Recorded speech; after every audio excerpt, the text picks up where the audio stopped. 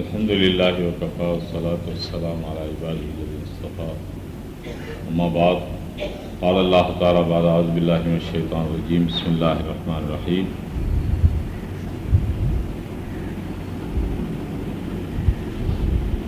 يا أيها الذين آمنوا ادخلوا بالسلم كافة صدق الله مولانا العظيم. மரியாதைக்குரிய பெரியவர்களே, நண்பர்களே, சகோதரர்களே, அரபியிலே நம்முடைய மனதுக்கு கல்ப் என்று பேர். கல்ப் என்று சொன்னாலே மாறக்கூடியது என்று கலபென திருப்பது என்று கல்ப் என்றாலே திரும்பிக் கொண்டிருக்கக்கூடியது, மாறிக்கொண்டிருக்கக்கூடியது, ஒரு நிலையில் இல்லாமல் இருக்கக்கூடியது. இது தவிர கல்ப், அதனால பேரே கல்ப் என்று வச்சு. ஒரே நிலையில் இருக்காது, மாறிக்கொண்டே இருக்கு. எந்த நேரத்தில் என்னவா மாறும் சொல்ல முடியாது.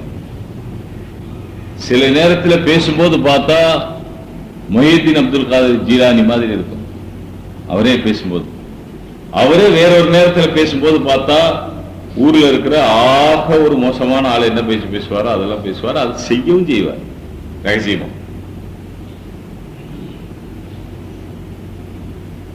பேச்செல்லாம் பார்த்தா பெரிய பெரிய அவுலியாக்களுடைய பேச்சு மாதிரி இருக்கும்.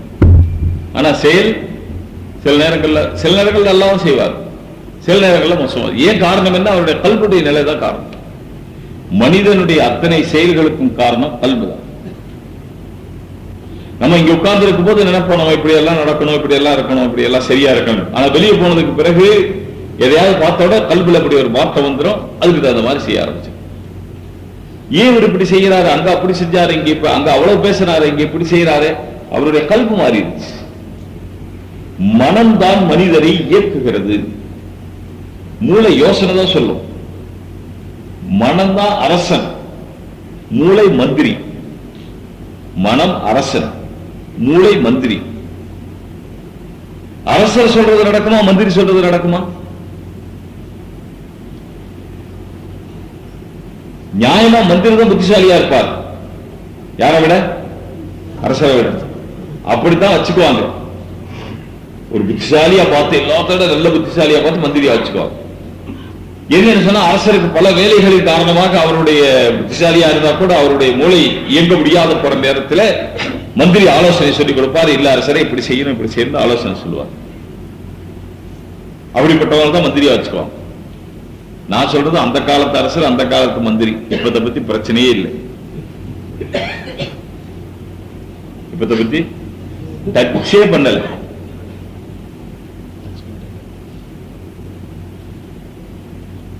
அந்த காலத்து அரசர், அந்த காலத்து மந்திரி பத்தி பேசுறேன். இப்ப இப்படிப்பட்ட மந்திரி இருந்தா கூட சில மந்திரிகள் ரொம்ப புத்திசாலியா இருப்பாங்க. மந்திரி இல்லாம கூட சில பேர் மந்திரி ஸ்தானத்திலிருந்து புத்திசாலியா இருந்திருக்கிறாங்க. அரசர் ஒரு நாள் திடீர்னு கேட்டார், அரசருக்கு எப்படி, அதாவது பணம் கையில் உள்ளவங்களுக்கு எப்படி வேண்டாலும் பேச்சு வரும். அந்த பேச்சை கேட்டுக்கிட்டு ஆமான்னு சொல்றாலும் நிறைய இருப்பாங்க. பணத்துக்கே ஒரு தனி சக்தி இருக்கு இல்லையா? பணக்காரர் சொன்னா அவர் என்ன சொன்னாலும் சிரிக்கிற ஆளும் இருப்பாங்க. அது சிரிப்புக்குள்ள விஷயமாவே இருக்காது. இவன் அசல்ல என்ன சிரிக்கிறானா, இந்த கிறுக்கன் இப்படி பேசுறானேன்னு சிரிக்கிறான், அவ்வளவுதான். என்ன செஞ்சு தொலைகிறது, இவன் சிரிக்க வேண்டியதா இருக்குது. அதுக்காக சிரிக்கிறவங்களும் இருக்காங்க.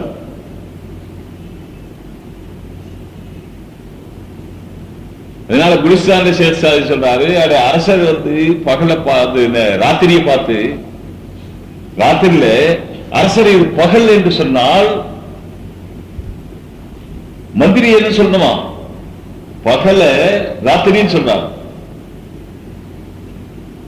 இது பகல் இரவுன்னு சொல்றார். அப்ப மந்திரி என்ன செய்யணுமா, புத்திசாலியா இருந்தா? ஆமா அரசரே, நட்சத்திரங்கள் கூட தெரியுதுங்கணுமா. என்னடா அரசர் சொல்றாரு, சரி ஓகே போட்டு போயிட்டு இருக்க வேண்டியதானே. அதுல போயிட்டு இல்ல அரசரே பகல் அது இதுண்டா, இனியாவது நான் சொல்றேன் நீ யார் பேசுறதுன்னு, இது வம்பு. அது மாதிரி ஒரு மந்திரி சாப்பிட்டு இருந்தாரா அரசரோட. எல்லா நாட்டிலும் கத்திரிக்காய் இருக்கு, கத்திரிக்காய் ஏதோ செஞ்சு வச்சிருந்தாங்க. அப்ப அரசர் சொன்னாரா, எல்லாத்த விட கத்திரிக்காய் தான் நல்ல பொருள், நல்ல சாதனம்,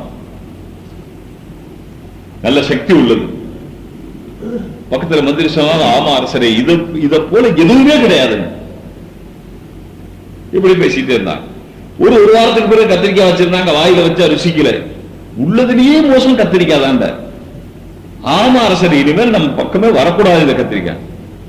அரசர் பட்டுன்னு புரிஞ்சுக்கிச்சு, என்ன அன்னைக்கு கத்திரிக்காய் நல்லதுன்னு சொன்ன, ஆமான்னு சொன்ன, இன்னைக்கு கத்திரிக்காய் மோசம்னு சொல்ற, இப்போ ஆமான்னு சொல்ற, நீ என்ன ஆளுங்க? அரசரே, நான் உங்களுக்கு வேலைக்காரன், கத்திரிக்காய்க்கு வேலைக்காரன் இல்லை.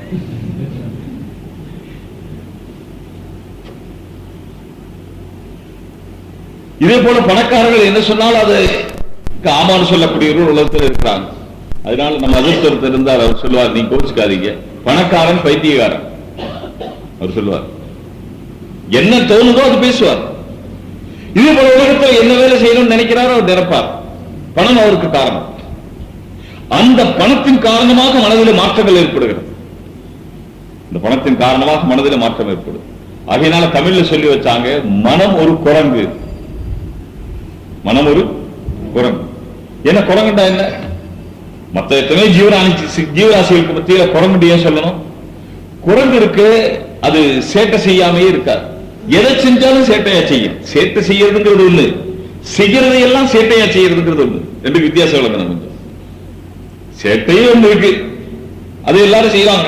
சின்ன பையனாக இருக்கிறவங்களுக்கு அவங்களுக்கு இருக்கு, அது இந்த மாதிரி. எதை செஞ்சாலும் சேட்டையா செய்யும். சும்மா உட்கார்ந்து இருக்கும் போது இப்படி சொல்லிடும், சொல்லினா இப்படி சொல்லினா அவ்வளவுதானே. குரங்கு சொல்லியதை பார்த்திருக்கீங்களா? குரங்கு பார்த்தது இல்லையா? சும்மா சொல்லல, குரங்கு எப்படி சொல்லியும் மாத்தி சொல்லியுமா? ஆக அது சொல்லியதை பார்த்தா வித்தியாசமான ஒரு விதமா இருக்கும். அது ஒரு வகையான சேட்டையா இருக்கும். என்ன செஞ்சாலும், ஒரு வாழைப்பழத்தை பிடிச்சி திங்கிறதா இருந்தா கூட அது ஒரு வகையான வித்தியாசமானதான் செய்யாது. எல்லாமே வித்தியாசமா செய்யும். அதே போல ஜூல போய் பார்த்தீங்கன்னு சொன்னா எல்லா மிருகங்களும் கூட ஆடி அடங்கி போயிடும். சிங்கம் கூட செத்து போன மாதிரி கிடக்கும். எதற்கு? அந்த இறைச்சி போடுற நேரத்தில் தேவையான அளவுக்கு தின்னுட்டு முழிச்சு கூட பார்க்காது. நம்மளே போய் நின்றா கூட நம்மளை திரும்பி பார்க்காது. ஏன் பார்க்காது? இது ஒரு வகையான கிராக்கி. தினம் வந்துட்டு வருவான் போவான், இவனை போய் இடத்த போய் பார்க்கறது. இது காசு வேற கொடுத்துட்டு வர்றான் நம்மளை பார்க்கறது. அது நினைச்சுக்குமா நம்ம தான் மிருகம். இதுவே வந்து காசை கொடுத்துட்டு உள்ள அது செத்து போன மாதிரி கிடக்குது. அதை போய் என்ன பாக்குறேன்? சிங்கத்துடைய நிலையில இருந்து அதை பார்த்தா அது சிங்கம். அது படுத்து கிடக்குது, பேசாம கைய காலை நீட்டி இவங்க விடுத்துமா வேண்டாமா, விடுத்துமா வேண்டாமான்னு கேட்டுக்கிட்டு இதை போய் என்னத்தை போய் பாக்குறது? அவன் கள்ள தூக்கி போடுறது. இங்க இருந்து கள்ள தூக்கி போட்டாலும் முடிச்சு பார்க்காது. இப்படிப்பட்ட ஆனானப்பட்ட சிங்கம் எல்லாம் அடங்கி போயிருக்கிற இடத்துல அடங்கி போகாத ஒரே பிராணி குரங்கு. நீங்க பாத்தீங்கன்னா சொன்ன ஜூல கூட ஒரு வருஷம் இல்ல, நீங்க 5 வருஷம் ஜூல குரங்கு வச்சிருந்தா கூட இங்கேயும் எங்கேயும் தாவிக்கிட்டு தான் இருக்கும், ஓடிக்கிட்டு தான் இருக்கும், ஓடியாந்துக்கிட்டு தான் இருக்கும், அதை பிடிச்சிருக்கும், இதை பிடிச்சிருக்கும், என்னமாவது ஒண்ணு பண்ணிக்கிட்டு தான் இருக்கும். குரங்கு அப்படி ஒரு பிராணி, சேட்டக்கார பிராணி. உலகத்தில் நல்ல விதவிதமான பிராணி படைச்சிருக்கா பாருங்க. சிங்கம் இதுக்கு நேர் மாற்றம், சேட்டையே செய்யாது. சிங்கம் எல்லாத்த விட வீரம். அது சேட்டை செஞ்சா என்ன ஆகிறது? எதுவும் செய்யாது. அது பாட்டுக்கு அமைதியா இருக்கும், ஜென்டிலா இருக்கும் சிங்கம். ஆனா குரங்கு அதுக்கு நேர் மாத்திரம், எல்லா சேட்டையும் செய்யும். அதனால மனதை ஒரு குரங்குன்னு சொன்ன, மனித மனம் ஒரு குரங்கு. என்ன அர்த்தம்? இங்க இருந்து அங்க பாயும், அங்க இருந்து அங்க பாயும், அங்க இருந்து அங்க பாயும். இங்க உட்கார்ந்து பேசும்போது பார்த்தா அப்படியே அல்லாஹ் அக்பர் அஜர்த்து அப்படிங்க இப்படிங்க. அது வெளியே போய் செய்யறத பார்த்தா பூரா என்ன இருக்கும்? நேர் மாற்றமான வேலையா இருக்கும். தமிழ்ல பழமொழி இருக்கு, சொன்னா நல்லா இல்லை. பழமொழி தான் அது, நான் சொல்லல. சொல்லு சுல்தான், செயலு சொல்லு சுல்தான். உயர்ந்த பேசும்போது பார்த்தா உயர்ந்த பேச்சு பேசுறார், ஆனால் செயல் எல்லாம் நேர்மாற்றம், சைத்தான். ஆகினால் இந்த கல்வி கட்டுப்படுத்துறது ரொம்ப பெரிய காரியம். அது நம்ம கல்வி எப்படி ஆயிருச்சுன்னு சொன்னா, ஒரு குரங்கு, அந்த குரங்குக்கு பைத்தியம் பிடிச்சுக்கிச்சு. என்ன ஆகும்? ஏற்கனவே குரங்கு, அதுக்கு என்ன பிடிச்சிக்கிச்சு? பைத்தியம் பிடிச்சிக்கிச்சு. அதோட என்ன பண்ண ஒருத்தான், ஒரு லிட்டர் சாராயத்தை வாங்கி ஊத்தி விட்டான். இப்ப அந்த குரங்கு என்ன சேட்டை செய்யும்? பைத்தியம் வேற, போதை வேற. இச்சை என்ற பைத்தியம் பிடித்த குரங்கு நம்முடைய மனது. பேராசை என்ற போதை பிடித்த குரங்கு நம்முடைய மனது. இச்சையும் பைத்தியம் நம்ம கூட சேர்ந்தே இருக்கு. இச்சையும் பேராசையும்.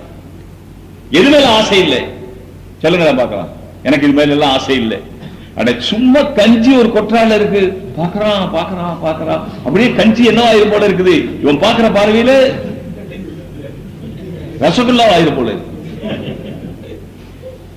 வெறும் கஞ்சி அரிசியை போட்டு சும்மா தாளிச்சு, பேருக்கு தாளிச்சு, அது நான் எங்கேயும் சொன்னேன், ஊர்ல இருக்கிற மரத்தை எல்லாம் பிடிக்கி உள்ள போட்டு. என்னென்ன வகையான மரம் இருக்கு தெரியுங்களா? காட்டு மரங்கள், வீரப்பம் முடுங்கிற மரம் எல்லாம் உள்ள இருக்கு.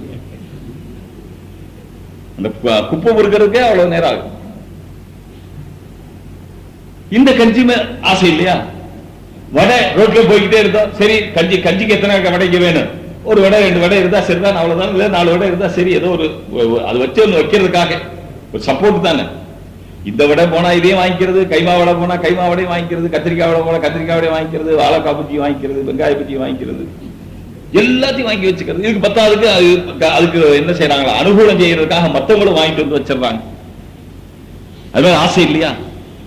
இல்ல சொல்லுங்க, உங்களுக்கு எது மேல ஆசை இல்லை? எது மேலங்க இல்லை? ஏதாவது ஒன்று சொல்லுங்களேன் பார்க்கலாம். ஒரு பேனா எப்படி இருக்கணும்? எல்லா பேனா வாங்கி வருவான். அந்த பேனா அப்படி பார்ப்போம், இப்படி பார்ப்போம், கலர் பார்ப்போம், நிறம் பார்ப்போம்.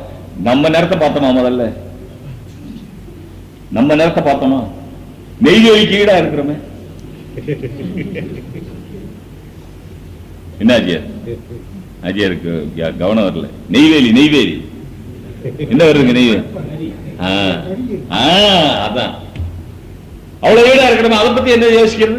சத்துக்கு மட்டும் அந்த நேரம் பார்க்கிறோமே, நம்ம நேரத்தை யார் பார்க்கிறது? எந்த வஸ்துல ஆசை இல்லை. ஆசை என்ற பைத்தியம் பிடிச்சிருக்கு. அது வேணும், இது வேணும், அப்படி வேணும், இப்படி வேணும். கோமளம் கட்ட துணி இல்லாதவன் அதுக்குள்ள 5 கோடி ரூபாய் லாட்டரி சீட்டு வச்சிருக்காங்க தெரியுங்களா? கோமணத்துல ஓட்டை, கோமணத்துல அது எவ்வளவு வச்சிருக்கான்? 5 கோடி ரூபாய் லாட்டரி. அடிச்சா என்ன பண்ணுவான்? அப்பவே ஹார்ட் அட்டாக் வந்துடும் அவனுக்கு.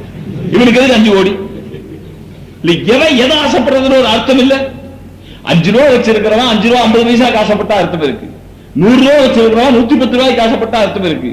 1 லட்சம் வச்சிருக்கிறவன் 1.25 லட்சத்துக்கு ஆசைப்பட்டா அர்த்தம் இருக்கு.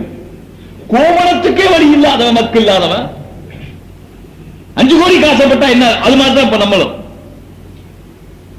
நம்ம வெளியே சொல்ல மாட்டோம், ஆனா மனசுக்குள்ள இருக்கிறது அதை அப்படி செஞ்சு, இது இப்படி போட்டு, அதை அப்படி ஆக்கி, இது இப்படி ஆக்கி, இப்படி ஆக்கி, இப்படி ஆக்கி, இப்படி ஆக்கி கபருக்கு போய் சேர்ந்துடும். உண்மையிலே வருத்தப்பட வேண்டிய விஷயம். ஆசைப்படாம மட்டும் இருந்தா நம்மளை போல மகாராஜா துணியால எவனும் இல்லை. ஆசைப்படாம மட்டும் இருந்தா சட்டை இல்லாம இருக்கலாம், வேட்டி இல்லாம இருக்கலாம், அதை பத்தி கவலை இல்லைங்க. ஆனா நம்ம மகாராஜாவா இருப்போம். திருப்தி ஒரு மனிதனை அரசனாக்குகிறது, அதிருப்தி ஒரு மனிதனை ஆண்டி ஆக்குகிறது. அவன் கையில் எவ்வளவு காசு இருந்தாலும் சரி, போதாதுன்னு நினைச்சால் அவன் மகா பிச்சைக்காரன். ஒண்ணுமே இல்ல, இருக்கிறத கொஞ்சம் சாப்பிட்டு பட்னியா அல்லாட நிம்மதியா படுத்திருக்கிறான். வந்தா வருது, வராட்ட போட்டு அல்லா எழுதுறதா வருது, எழுதுறதுக்கு மேல வராதுன்னு அவன் நிம்மதியா படுத்திருக்கிறான். அவனை போல மகாராஜா வேற யாரு?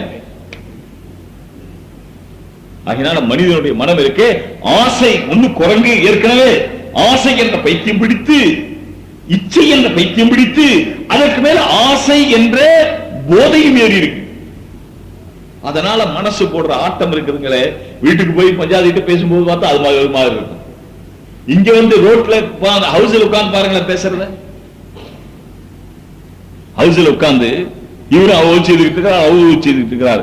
முகத்தை கழுவும் போது ஆகிரத்தில் என்னுடைய முகம் என்ன ஆகும் ஞாபகம் வரணும். அல்லாஹும்ம பையது வஜ்ஹி, என்னுடைய முகத்தை மறுமை நாளிலே உன்னுடைய நேசருடைய முகத்தை பிரகாசமாக்குவாயே, அதுபோல என்னுடைய முகத்தை பிரகாசமாக்கு என்று துஆ ஓதி முகத்தை கழுவுறது நல்லது. ஏன்னா அதுக்கு ஒரு சம்பந்தம் இருக்கு.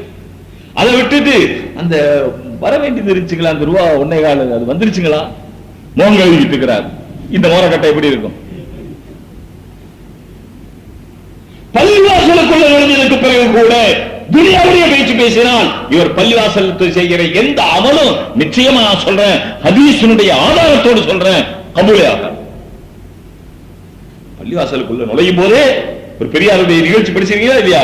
அவருடைய நிறமே மாறிவிடும். எப்படி ஒருத்தன் பெரிய தனியா இருக்கிறான், ஒரு பெரிய பாம்பு வந்துருச்சு, இப்ப அவனுடைய நிறம் மாறிடும், அவனுடைய வடிவம் மாறிடும், அவனுடைய புத்தி மாறிடும், பேதளிச்சு போயிடுவான். அதே போல மஸ்ஜிதுக்கு வர்றதா இருந்தா ஒரு நாளைக்கு 5 தடவைங்க. ஆனா 5 தடவைங்கிறது அல்லாஹ்வுடைய சன்னிதானத்துக்கு வர்றோம். ஒரு நாளைக்கு உதாரணமா பிடிச்சுக்கிறோம், ஒரு நாளைக்கு 3 தடவை சாப்பிடுறோம். காலையில தானே சாப்பிட்டோம், மத்தியானம் வேற சாப்பாடும் அப்படிங்களா கேட்கிறான். காலையில புரோட்டா குருமா சாப்பிட்டா மத்தியானம் என்ன கேட்கிறாரு? பிரியாணி சிக்கனும் கேட்கிறாரு. ராத்திரிக்கு ஒண்ணுமே வேணாம், வெறும் ரசம் சாப்பாடு, கொஞ்சம் கறி பொரிச்சது மட்டும் வச்சு.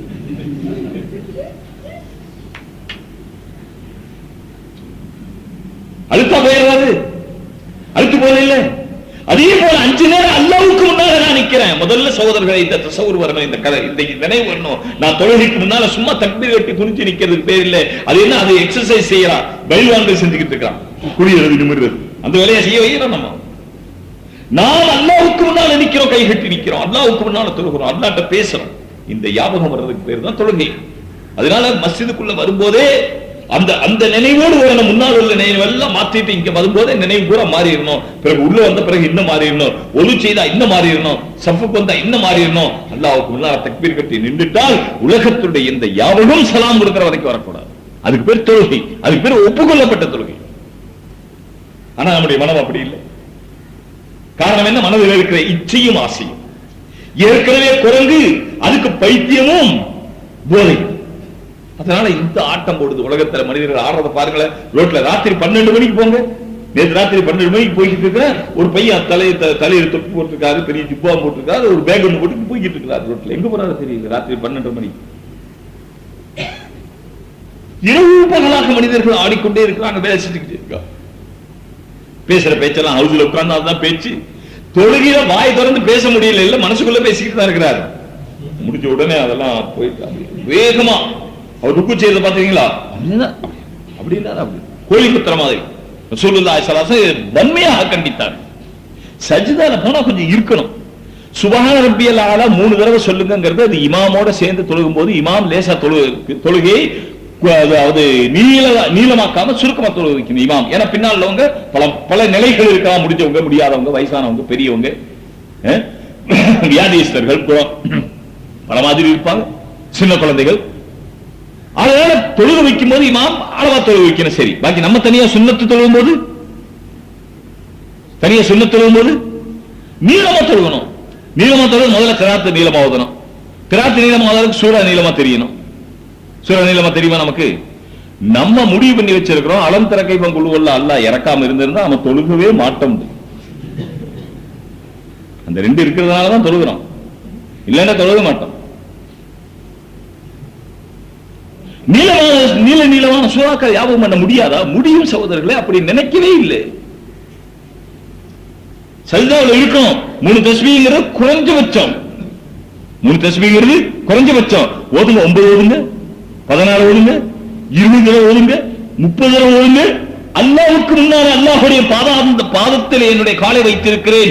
இதான் நான் கேட்கிற நேரம் அல்லாஹ்ட்ட. அக்ரபு மா யகூனு அப்தா யகூன சாஜிதன் லில்லாஹி தஆலா. ஒரு மனிதன் அல்லாஹ்வுக்கு ஆக சமீபமாக இருக்கிற நேரம் சஜ்தாவில் இருக்கிற நேரம். இன்னும் கொஞ்சம் நேரம் இருங்களா, இன்னும் கொஞ்சம் இருங்க. இப்ப நம்ம என்ன செய்யணும்? ஒரு 10 பேரை தொழுக விட்டு 10 ஆளை நிக்க வச்சிருந்தோம். சஜ்தாவில் இருக்கும்போது கழுத்தை பிடிச்சுக்கணும், எந்திரிக்காம ஓது, சுப்ஹான ரப்பியா ஓது. நான் சொல்ற வரைக்கும் ஓதணும். அப்படி கொஞ்ச நாளைக்காவது செய்யணும்னு ஒரு ஆசை. அப்படி வச்சாரே எந்திரிச்சாரு. உலகத்தில் இதை விட அவசர செய்கிற எதுவும் இல்லை. ஆகையினால் இது கபூலாகிறதுக்கு வாய்ப்பும் இல்லை. சில இடங்களில் ஜும்மாவுக்கு முன்னால சுன்னத் தொழுகை டைம் கொடுக்குறாங்களா? எவ்வளவு நேரம்? 5 நிமிஷம். அவங்க அதுக்கு போட்டு வச்ச நேரமே 5 நிமிஷம் தான். உலகத்தில் 5 நிமிஷத்துல என்னென்ன வேலை செய்ய முடியும் சொல்லுங்க பார்க்கலாம். நியாயம் அதுதான். ஒழுங்கா ஒரு டீ கூட குடிக்க முடியாது. கடையில போய் ஆர்டர் கொடுத்து அவர் டீ போட்டு வாங்கி அதை குடிச்சு அதை ரசிச்சு அதை முடிச்சு குடிச்சு கிளாஸ் கொண்டு கொடுத்து காசு கொடுத்து எவ்வளவு நேரம் ஆச்சு? 4 மணி நேரம் ஆயிடும். சாதா ஒரு டீ குடிக்க 4 மணி நேரம். 4 ரக்காத் தொழுகிறது 4 நிமிஷமா? இது ருக்கு இருக்குது, தியானம் இருக்குது, சூரிய வாத்தியா இருக்குது, லம்ம சூரத்து இருக்குது, 8 சஜ்தா இருக்கு. என்னத்த நேரமாயிர போகுது? ஷரியத்துல இல்லாததுக்கெல்லாம் நேரம் கொடுத்திருக்கிறீங்க, ஷரியத்துல இருக்கிறதுக்கு நேரம் கொடுக்கல. அவர் கேட்டது நல்ல கேள்வி. இன்ஷா அல்லாஹ் கடைசியில் யாருக்கு விருப்பம் இருக்குது உட்கார்ந்து பதில் சொல்லுங்க. ஆகினால் நம்முடைய மனம் இப்படிப்பட்டது. அந்த மனத்தை மாத்துறது அசல். மனதை மாற்றிக்கொண்டால் மனிதனுக்கு அதை போல சுகம் எதுவும் இல்லை. ஆசைகளை நீக்கிட்டா அதை போல சுகம் எதுவும் இல்லை. ஆசைகளை குறைச்சுக்கிட்டா அதை போல சுகம் எதுவும் இல்லை. ஆசைகளை விட்டுட்டால் மனிதன் இந்த உருக்கத்தை, இந்த உலகத்திலேயே சொர்க்கத்தை பார்ப்போம். ஆனா ஆசையை விடுறதுக்கு அர்த்தம் எந்த ஆசையை நிறைவேற்ற வேணாம்னு சொல்ல. ஆசையை நிறைவேற்றாம அத்தனை விட்டுட்டான்னு சொன்னா மனிதன் செத்து போயிடுவான். அதனால ஆசை இருக்க வேண்டிய அளவு ஆசை, முறையான ஆசை இருக்கணும். சாப்பிடுறதுக்கு, மனிதனுடைய உடலுக்கு தேவையான உணவு சாப்பிடுறதுக்குள்ள ஆசை இருக்கணும். குழந்தைகள் பெறுவதற்கு தேவையான அளவுக்கு மனைவியினுடைய ஆசை இருக்கணும். மனிதனுடைய உஷ்ணத்தையும் குளிரையும் மறைப்பதற்கு தேவையான ஆடைகள் முறையாக அணிவதற்குள்ள ஆசை இருக்கணும். அந்த ஆசை இருந்தா தான் மனிதன் உலகத்தில் வாழ முடியும். அந்த ஆசை இல்லைன்னு சொன்னா மனிதன் உலகத்தில் வாழவே முடியாது. ஆகினால் ஆசை இருக்கணும், ஆனா அளவா இருக்கணும், முறையா இருக்கணும். அப்படி மனதை மாற்றிக் கொண்டால் இந்த உலகத்தில் அல்லாஹ் தஆலா வாழ்றதுக்கு வழி சொல்லும் போது குர்ஆன் கூறும் வாழ்வியல் என்ன, அதை பத்தி தான் இன்னைக்கு நான் பேச நினைக்கிறேன். அல்லாஹ் தஆலா மனதை மாத்திக்க சொல்றான். முதல்ல மனசை மாத்துறது எதை கொண்டு மாத்த முடியும்? ஏதாவது ஸ்பெஷலிஸ்ட் போய் சார் ஆசையெல்லாம் இல்லாம மனசை கொஞ்சம் மாத்தி ஆபரேஷன் பண்ணி வைங்கன்னு சொன்னா மாத்துவார் அவரு? அவர் ஆபரேஷன் பண்றதே காசுக்கு ஆசைப்பட்டு தான். அந்த ஆபரேஷனுக்கு போகும்போது சொல்லுவார், இது மேஜருங்க. இது என்னங்க? மேஜருங்க. இந்த மேஜர் சொன்ன முன்னையே இவர் 1 லட்சத்துக்கு தயாராயிருவார். பைபாஸ் சர்ஜரிக்காரு மேஜர் சொன்ன எவ்வளவு தயாராயிருவாரு? 1 லட்சம். சும்மா போய் ஏதாவது ஒரு பள்ளிவாசலுக்கு ரொம்ப கஷ்டமா இருக்குது, பள்ளிவாசல்ல சம்பளம் கொடுக்க கூட இல்லை அப்படின்னு கேட்டா ஒரு 50 ரூபா அல்லது 100 ரூபா கேட்டா எழுதிங்க, ஒரு 2 ரூபா எழுதிங்க. ரொம்ப போராடனா 2 ரூபா 50 பைசா. போய் கேட்டு பாருங்களேன் பள்ளிவாசல். அது சொல்றது என்ன சொல்லுவாங்க தெரியுங்களா? தெரியும், பள்ளிவாசல் நிர்வாகம் பண்றவங்க மற்றவங்களுக்கு எல்லாம் தெரியும். கேட்க போனா உங்களை மாதிரி தினம் 100 பேர் வர்றாங்க, பெருக்குங்க 365 100ஆல பெருக்குங்க, எவ்வளவு ஆச்சு? தினம் 100 பேர் வர்றாங்க. கொடுங்க, கொடுக்காம இருங்க, நல்ல வார்த்தையாவது சொல்லுங்களேன். இல்லைங்க வசதி இல்லை, அதெல்லாம் கம்மியா கொடுங்க அப்படின்னு சொன்னா அது வேற. அது சொல்லும் போதும் போய் உட்கார்ந்த உடனேயே இதே புறப்பா போச்சு. பள்ளிவாசலுக்காக வர்றாங்க, இதே புறப்பா போச்சுன்னு சொல்ற. அல்லாஹ் உன்னை சும்மா விடுவானா? கொடுங்க, கொடுக்காம அது வேற விஷயம். மனதை மாற்றணும், மனதை ஈமான கொண்டு மாற்றணும். ஈமான கொண்டு மாற்றுறதுக்கு பிறகு ஒரு வாழ்க்கை அமைக்கிறது. அந்த வாழ்க்கையை தான் அல்லாஹ் குர்ஆன்ல சொல்லியிருக்கிறது. குர்ஆன்ங்கிறது மந்திரம் இல்லை, தந்திரம் இல்லை சகோதரர்கள். குர்ஆன்ங்கிறது வியாதிக்கு ஓதுறது இல்லை. குர்ஆன்ங்கிறது வெறும் சக்கராத்துக்கு ஓதுறது இல்லை. அதுக்கெல்லாம் செய்யலாம், ஆனா அதுக்கு ஓதுறதுக்காக அல்லாஹ் இறக்கலை. சீப்பு இருக்கு பாருங்க, நான் படுக்கும்போது பக்கத்துல சீப்பு வச்சுக்குவேன். எப்பவுமே சாதா சீப்பு வைக்கிறதுல படுக்கும்போது பக்கத்துல வச்சுக்குவேன். எதுக்கு? சொரியறது. முதுகுல நடுவே வச்சா யாரை போய் எழுப்புறது? அப்படியே யாரையாவது எழுப்பி சொரிய சொன்னா கூட கோபத்துல 4 கீறி அதுல ரத்தம் வந்து ஆஸ்பத்திரிக்கு போயிடுங்க. எதுக்கு விவகாரம்? அதனால சொரியறதுக்கு ஆக நல்ல சுகமான வஸ்து சீப்பு. அதனால ஒரு சீப் பக்கத்துல வச்சுக்குவேன். அது நடுமுதுகுல அரிச்சா அப்ப அடுத்த அங்கதான் அரிக்கும். இங்க அரிச்சா பரவாயில்லை, அங்க அரிச்சா என்ன செய்யறது? ஜாமத்தை தேய்ச்சிக்கிட்டே இருந்தா அதுக்கு ஒன்றும் வேலையாகாது. அதுக்காக சீப்பு வச்சுக்கிறது. இதுக்கு சொன்ன சீப்பு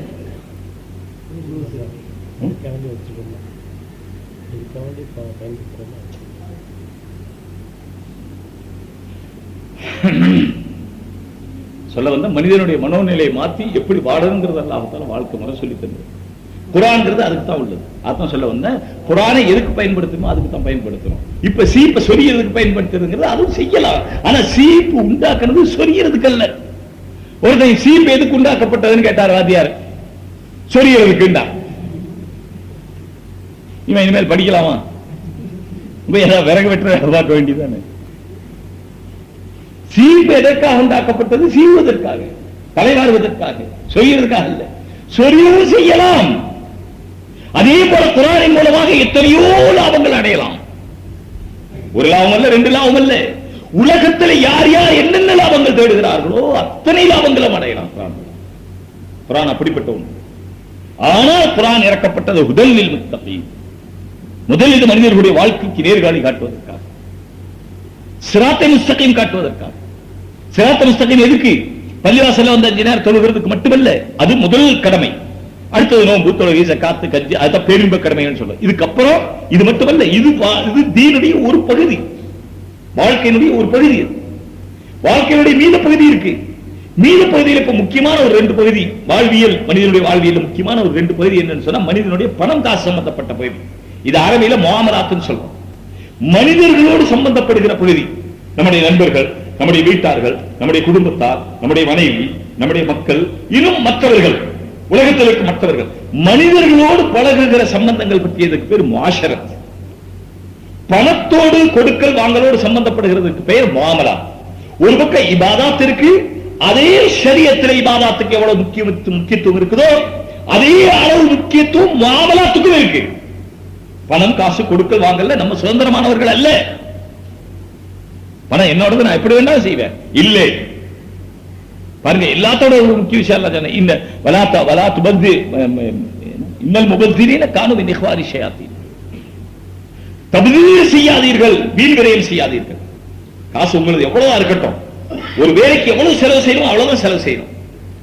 அதை விட கூட்டவும் வேண்டாம், நீங்க அதை விட குறைக்கவும் வேண்டாம். முறையை விட குறைக்கவும் வேண்டாம், அதுக்கு பேர் இஃப்ராத். அதை விட அது பேர் தஃப்ரீத். அதை விட கூட்டவும் வேண்டாம், அது பேர் இஃப்ராத். எந்த காரியம் செய்தாலும் நீங்க உடை உடுத்தணும், வீடு கட்டணும், வாகனம் வாங்கணும், வாங்க வேண்டாம்னு சொல்லல. ஆனால் எவ்வளவு தேவையோ அவ்வளவு செய்யும். அதை விட குறைக்கவும் அல்லாஹ் தஆலா சொல்லல. வலா தஜ்அல் யதக மக்லூலத்தன் அலா உனுகி. மக்லூலத்தன் உனுகி. கழுத்துல இப்படி கட்டிட்டு உட்கார்ந்து அதை எதுக்கு செலவு செய்ய மாட்டேன், காசே தொடவான். இவன் கழுத்தை இப்படி கட்டிக்கிட்ட கை எப்படி விடுவான்? அதான் அல்லாஹ் சொன்னான், ஜோபுல கை விட்டு எடுன்னு அல்லாஹ் சொல்லல. வலா தஜ்அல் யதக மக்லூலத்தன் அலா உனுகி. உன்னுடைய கையை கழுத்துல கொண்டு போய் கட்டிக்காத, காசை தொடவே மாட்டேன். அப்படி செய்யறது அஹமக்தனம். அதனால காசு எடு, செலவு செய். ஆனா அதே நேரத்தில் வலா தபசு தொஹா குல்லல் பஸ். ஒரேடியா காசை எல்லாம் அள்ளி இறைச்சராத உனக்கு இல்லாம. குர்ஆன்ல எங்க தொழுகை பற்றி சொல்லப்பட்டிருக்கு, அங்க இதுவும் சொல்லப்பட்டிருக்கு. காசு எப்படி செலவு செய்யணும்? என் இஷ்டத்துக்கு சம்பாதிப்பேன், என் இஷ்டத்துக்கு செலவு செய்வேன். நீ அல்லாஹ்வோட அடிமையே இல்லை. அல்லாஹ் சொன்ன மாதிரி சம்பாதிக்கணும், அல்லாஹ் சொன்ன முறையில சம்பாதிக்கணும். செலவு அல்லாஹ் சொன்ன முறையில செய்யணும். அல்லாஹ் வேண்டாம்னு சொல்லல, சம்பாதிக்க வேண்டாம்னு சொல்ல, முறைப்படி சம்பாதி. அடுத்தவங்களுக்கு கஷ்டம் கொடுக்காம சம்பாதிக்கணும். அதாங்க உசூல். சம்பாதிக்க வேண்டாம்ங்கிறதுல ஹராம், இது ஹராம், அது ஹராம், அது ஹராம், அது ஹராம், அஜர்த் இத்தனை ஹராம் சொன்னா நான் என்ன பண்ணட்டும்? அடே ஒன்னே ஒண்ணுதான் ஹராம், அடுத்தவனை யாருக்கும் துன்புறுத்த கூடாது, அப்படி சம்பாதிக்க கூடாது, அந்த ஒண்ணுதான் ஹராம். சரி, இஸ்ராம்ங்கிறது என்ன? யாருக்கும் பிரயோஜனம் இல்லாம வீணா போயிடக்கூடாது, அதுக்கு தான் பேரு ஹராம். 2 தான் ஹராம். 100 ஹராம், 200 ஹராம், 2000 ஹராம், 5000 ஹராம், 20000 ஹராம் எல்லாம் இல்லை ஷரியத்துல. மால் விஷயத்துல 2 தான் ஹராம். ஒண்ணு, அடுத்தவர்களுடைய சொத்து அபகரிக்க கூடாது, அடுத்தவர்களை துன்புறுத்தி சொத்து சம்பாதிக்க கூடாது, இந்த ஒண்ணு தான் ஹராம். வட்டியும் அடுத்தவங்களை துன்புறுத்துறது, ஆகையினால ஹராம். லஞ்சமும் அடுத்தவங்களை துன்புறுத்துறது, ஆகையினால ஹராம். பொது சொத்தை சாப்பிடுறது அடுத்தவங்களை துன்புறுத்துறது, ஆகையினால ஹராம். கலப்படம் செய்யறது அடுத்தவங்களை துன்புறுத்துறது, ஆகையினால ஹராம். கடத்தல் செய்யறது அடுத்தவங்களை துன்புறுத்துறது, ஆகையினால ஹராம். எதுவெல்லாம் ஹராமோ அதுவெல்லாம் அடுத்தவங்க துன்புறுத்துறதா இருக்கும், ஆகையினால ஹராம். ஒண்ணுதான் ஹராம். 100 ஹராம், 200 ஹராம் இல்லை. யாவும் சொல்றது ஒண்ணுதான் ஹராம். அதே போல ஒரு செலவு செய்யறதுல ஹராம் என்னன்னு சொன்ன, செலவு செய்ய வேண்டாம்னு சொல்லல. நல்ல சாப்பாடாக்கி சாப்பிட வேண்டாம் யாராவது சொன்னாங்களா? நல்ல சாப்பாடாக்கி சாப்பிடுங்க, முடிஞ்ச வரைக்கும் சாப்பிடுங்க, வேண்டாம்னு சொல்லல. அதுவும் இந்த காலத்துல அளவுதான் சாப்பிட முடியும். டாக்டர் சொல்லிடுறாங்க, அதிகமா சாப்பிடாதீங்க. முந்தி அல்லாஹ் சொல்லி சொல்லி பார்த்தான், நடக்கல. டாக்டர் விட்டு சொல்ல சொல்லிட்டான், நெய்ய தொடாதீங்க. ஏற்கனவே நீங்க செஞ்ச காரியம் பூரா கொழுப்பு. ஏற்கனவே அல்லாஹ் சொன்னதுக்கு மாத்தமா செஞ்சதெல்லாம் என்னங்க? கொழுப்பு. அதனால இப்ப என்ன, நெய் கொழுப்பு சாப்பிடாதீங்க. பின்ன என்ன ஆயிலுங்க? சன்ஃபிளவர் வாயில வச்சார கசக்கு. நல்லெண்ணெய் அப்படிதான், அதுவே ஒரு வகையான கசப்பு. ருசியான எண்ணெய் சொன்னா தேங்காய் எண்ணெய், அந்த மாதிரி எண்ணெய் ருசியான எண்ணெய், அதெல்லாம் கொழுப்பு. இது ஏன் வேண்டாம்னு சொன்னோம்? ஏற்கனவே செஞ்ச கொழுப்புனால இப்ப வேண்டாம்னு சொன்னோம். டாக்டர் இப்ப வேண்டாம்னு சொல்றது காரணம் தான். சரி, பின்ன என்ன சாப்பிடுங்க? இறைச்சி சாப்பிடலாமா? தொடவே கூடாது. வாரத்துல ஒரு நாள் 32 கிராம். வாரத்துல ஒரு நாள் 32 கிராம். சரி, கோழி இறைச்சியாவது? அதுவும் இல்லைங்க. வாரத்துல ஒரு 2 தடவை 100 கிராம் கோழியா தொங்குது. நமக்கு கண்ட்ரோல் என்னங்க? அது இது யாருக்கு வியாதி வந்துச்சு அவங்களுக்கு இல்ல, வியாதி இல்லாதவங்களுக்கு கூட டாக்டர் சொல்ற அட்வைஸ் இதுதான். ஆனா சாப்பாட்டை குறைங்கன்னு சொன்னா அது ரசூலுல்லாஹ் சொன்ன மாதிரி இருக்கும், அளவா சாப்பிடுங்கன்னு சொன்னா அது ரசூலுல்லாஹ் சொன்ன மாதிரி இருக்கும். அதனால டயட் கண்ட்ரோல் பண்ணுங்க. கண்ட்ரோல் என்னங்க அது? இது யாருக்கு வியாதி வந்துச்சு அவங்களுக்கு இல்ல, வியாதி இல்லாதவங்களுக்கு கூட டாக்டர் சொல்ற அட்வைஸ் இதுதான். ஆனா சாப்பாட்டை குறைங்கன்னு சொன்னா அது ரசூலுல்லாஹ் சொன்ன மாதிரி இருக்கும், அளவா சாப்பிடுங்கன்னு சொன்னா அது ரசூலுல்லாஹ் சொன்ன மாதிரி இருக்கும். அதனால டயட் கண்ட்ரோல் பண்ணுங்க. என்ன பண்ணுங்க? Diet control. போய் கேட்டா சாப்பிடுங்க, அது சாப்பிடுங்க, சாப்பிடுங்க, இல்ல இல்லங்க வேண்டாங்க, நான் டயட்ல இருக்கிறேன். என்னத்துல இருக்கிறாரா? பேரு மைசூர்ல ஒருத்தன் கழுதைக்கு மகாராஜா பேர் வச்சிருந்தாங்க. அதான் நான் டயட்ல இருக்கிறேன். அல்லாஹ் முதல்ல சொன்னாங்க, ரசூலுல்லாஹி ஸல்லல்லாஹு அலைஹி வஸல்லம் சொன்னார்கள், குலு வஷ்ரபு வலா துஸ்ரிஃபு. சாப்பிடுங்க, குடிங்க, ஆனா இஸ்ராஃப் செய்யாதீங்க, அளவுக்கு மேல செய்யாதீங்க, அதான் ஹராம். எதை எந்த அளவு செய்யணுமோ அந்த அளவு செய்யுங்க. அடுத்தவர்களை துன்புறுத்தி சம்பாதிக்காதீர்கள், அது ஒண்ணுதான் ஹராம். அடுத்து யாருக்கும் பிரயோஜனம் இல்லாமல் செலவு செய்யாதீர்கள், அதுதான் ஹராம். ரெண்டுதான் ஹராம், பாக்கி ஒண்ணு ஹராம் இல்லை. ஆகினால் அல்லாஹ் தஆலா வாழ்க்கைக்கு முறை சொன்னா ஒண்ணு முஆமலாத், ஒண்ணு எங்க இபாதத்துக்கு எவ்வளவு அந்த என்ன அந்தஸ்து இருக்கோ ஷரியத்துல, அதே அந்தஸ்து முஆமலாத்துக்கு இருக்கு, பணத்துக்கு இருக்கு, அதே அந்தஸ்து முஆஷரத்துக்கு இருக்கு. முஆஷரத்துக்கு என்ன அந்தஸ்து? நம்முடைய சொந்தக்காரர்கள், உறவினர்கள். முதல்ல முஆஷரத்துக்கு பாருங்க, மனிதர்களோடு கலக்கிறோம். மனிதர்களோடு எப்படி நடந்துக்கணும்? எப்படி வேணாலும் நடந்துக்கலாமா? எங்க இருந்தாலும் சரி மனைவியோட நடந்துக்கிறதுக்கு முறை இருக்கு. இப்ப நம்ம நடந்துகிட்டு இருக்கிறோமே ஷரியத்துடைய முறை பார்த்தா நடந்துகிட்டு இருக்கிறோம். மனைவியோடு ஷரியத்துல என்ன சொல்லப்படுறது, எந்த முறையில் நடக்கணும், அப்படி நடக்கணும். நம்ம மனைவி நடக்கிறோமா? நம்ம போனா நமக்கு ஆசை என்னவோ, நமக்கு என்ன பேச்சோ அந்த பேச்செல்லாம் பேசுவோம். பிடிக்கலன்னு சொன்னா அவளை விளக்கமாத்தல அடி, சீவக்கட்டையில அடி, அந்த அடி, இதுல அடிப்போம். பிடிச்சிருச்சு, கண்ணே முத்தே பொண்ணே மணியே பூரா கழட்டி கையில கொடுத்துருவான். பிடிச்சிட்டான். பிடிக்கலன்னா போடி, நீ தொலைஞ்சா தாண்டி என் வீடு உருப்படும்பா. இது ஷரியத்துடைய முறையா? இது ஷரியத்துடைய முறை அந்த பார்க்கல சகோதரர்களே. ஷரியத் மனைவியோடு பேசுறா எப்படி பேசணும் இதுக்கு முறை சொல்லி இருக்கு. மனைவியோடு சம்பாதிச்சா எப்படி சம்பாதிக்கணும் இதுக்கு முறை சொல்லி இருக்கு. மனைவியோடு இருந்தால் எப்படி இருக்கணும் இதுக்கு முறை சொல்லி இருக்கு. குர்ஆன் சொல்லி இருக்கு சகோதரர்களே. மக்களை எப்படி வளர்த்தணும்?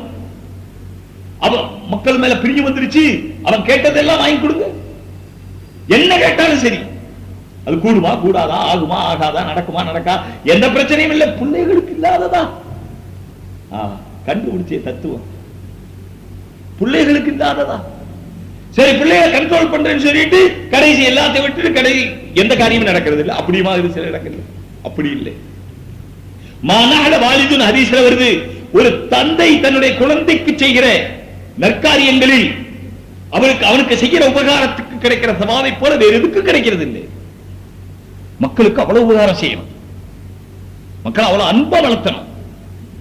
அன்புக்கு அதே நேரத்தில் கண்டிஷனா வளர்த்தணும். அன்புங்கிறது வேற, கண்டிஷன்ங்கிறது வேற. அன்புக்கும் கண்டிஷனுக்கு சம்பந்தம் இல்லை. அன்புங்கிறது ஒரு தனி பார்ட். அதே போல கண்டிஷன்ங்கிறது ஒரு தனி பார்ட். கண்டிஷன் இடத்துல கண்டிஷன், அன்பு இடத்துல அன்பு. நீ பாக்கலீங்களா, குழந்தை கீழே விழுந்துருச்சு, ஏடா இப்படி ஓடி வந்து கீழே விழுந்தேன்னு வந்து 2 அடி வச்சு அந்த அம்மா என்ன செய்யுது, இந்த குழந்தைய அரவணைச்சு. அது கண்டிஷன், இது அன்பு. ரெண்டும் ஒன்று சேர முடியும். இதுதான் ஷரியத் சொல்லி தருது. இதே போல மற்றவர்களிடத்துல மஸ்ஜிதுக்கு வர்றோம், எப்படி உட்காரணும்? மஸ்ஜிதுக்கு வர்றோம் எப்படி உட்காரணும்? முதல்ல வந்து எங்க உட்காரணும்? ஒருத்தர் வந்தார், முதல்ல முன்சிபல் இடம் இருக்குது, எங்க வந்து உட்காரணும்? அவரு நேர முன்சிபல் வந்து உட்காரணும். நமக்கு அதெல்லாம் ஷரியத்துல வந்தது பள்ளிவாசல்ல ஷரியத்துடைய தொழுகை தொழுகிறதுக்கு தான். ஆனா மனிதர்களோடு நடக்கிறது எப்படி நடக்கணுங்கிற முறையில முதல்ல முன்சப்ல உட்காரணும், அப்புறம் 2வது சப்பு, அது முடிஞ்சா 3வது சப்பு, அது முடிஞ்சா 4வது சப்பு, அது முடிஞ்சா 5. நமக்கு அப்படியெல்லாம் இல்ல. எங்க தூண் கிடைச்சா அங்க உட்கார்ந்தோம், இல்ல எங்க ஃபேன் கிடைச்சா அங்க உட்கார்ந்தோம். வெள்ளிக்கிழமை மணிக்கு வந்துட்டாருங்க, குளிச்சுட்டு ஃபேனை கீழே உட்கார்ந்து தூங்குறது.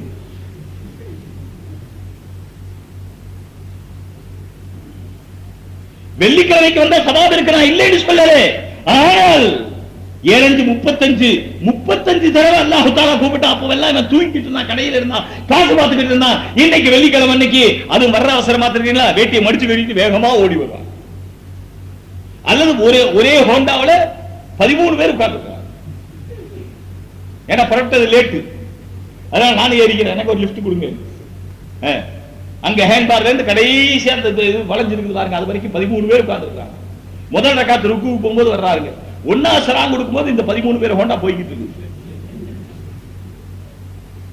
அல்ல ஏமா நன்மை கொடுத்துருவானோ? வராதவர் வந்தாரு, போகாதவர் போயிட்டாரு, குடின்னு சொல்லுவானா? குடுன்னு சொல்லுவாங்க. வருத்தமா இருக்கு சார். அல்லாஹ் என்ன சொல்றா அது செய்யணுமா இல்லையா? அதை விட்டு நம்ம இஷ்டத்துக்கு ஒரு ரூல் பிடிச்சுக்கிறதா?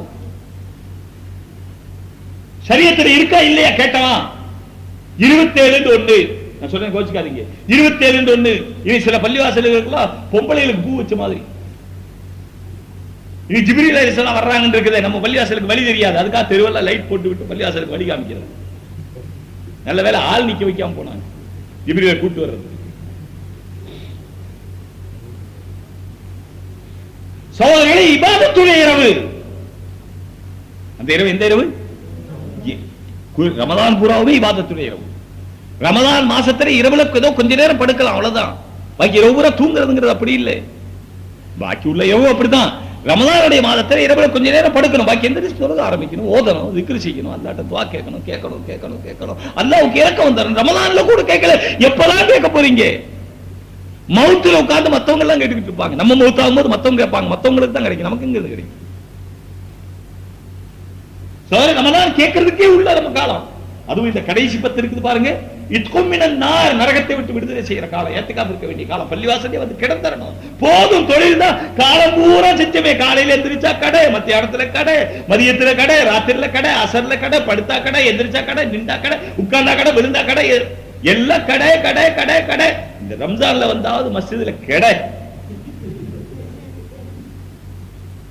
அதானங்க காலையில பேசிட்டு இருக்கிறோம். வயசு பூரா தொழில், உத்தியோகம், அது இது வாங்குறது, விற்கிறது, கொடுக்கிறது, பணம், காசு, பேரேடு, லெக்சரு, வரவு செலவு, அது இது இதானங்க பேசி பேசி பேசி பேசி பேசி பேசி வாழ்க்கையே முடிஞ்சு போச்சு. என்ன வாழ்வியல்? இந்த ரமலானுடைய மாசம் மஸ்ஜித் வந்து இருந்தா என்ன கெட்டு போச்சு? அது குறைஞ்சது கடைசி 10 நாள். சில ஊர்ல சொல்லியிருக்காங்க சுன்னத், ஏத்திகாஃப் இருக்கிறது சுன்னத், அதனால ஆள் பிடிங்க. யார் ஊர்லயே ஒரு சப்ராணி புடிச்சு கொண்டு வந்து உட்கார வச்சு, அவருக்கு இன்னைக்கு இன்னார் வீட்டுல சாப்பாடு, இவருக்கு இன்னார் வீட்டுல சாப்பாடு. அவர் அல்லாஹ்க்காக ஏத்திகாஃப் இருக்கிறாரு, கபூலாக இருக்கு. என்னமோ 10 நாள் நல்ல சாப்பாடு வரும், சவாபு கிடைக்காது, சாப்பாடு தான் கிடைக்கும். உட்கார வச்சவங்களுக்கு சவாபு கிடைக்காது. சகோதரர், ஒரு வேலை எப்படி செய்யணும் அல்லாஹ் சொல்லி இருக்கானோ அப்படித்தானே செய்யணும். அந்த வேலைக்கு முறை உண்டாக்குறதுக்கு நமக்கு யார் உரிமை கொடுத்தது? ஒரு வேலைக்கு நாம ஒரு முறை உண்டாக்கிறது.